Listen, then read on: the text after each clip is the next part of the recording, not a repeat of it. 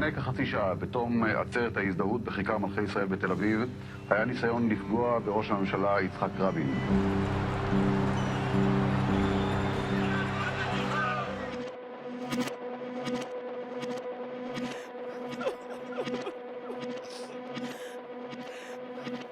פגיעת כדור ליד עמוד השדרה, עם פגיעה בעמוד השדרה.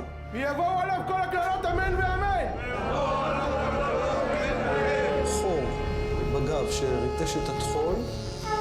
לפי התורה, אם יהודי מוסר את העם שלו ואת המדינה שלו בידי האויב, חובה להרוג אותו. יש חוקים בארץ, לא? עם שלם בוחר בבן אדם, אתה מחליט שצריך להרוג אותו?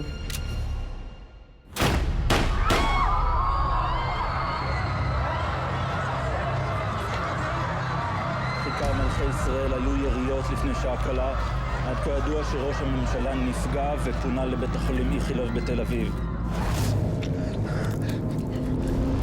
חזר און דה רקורד על השתלשלות האירועים ב-4 בנובמבר. עשיתי את כל מה שניתן לעשות וכל מה שצריך לעשות. ואני לתומי חשבתי שהתפקיד שהתאמנתם עליו היה להגן על ראש הממשלה.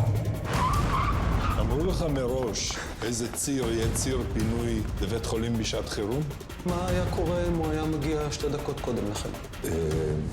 לא הייתה כניסה לא ממערב ולא ממזרח. רק לאנשים מאושרים שאכן בדקנו והם נכנסו. פרט לאנשים מאושרים כמו הרוצח למשל? תרשו לי לומר שאני גם מתרגש. אני רוצה להודות לכל אחת ואחד מכם שהתייצב כאן כנגד האלימות ובעד השלום.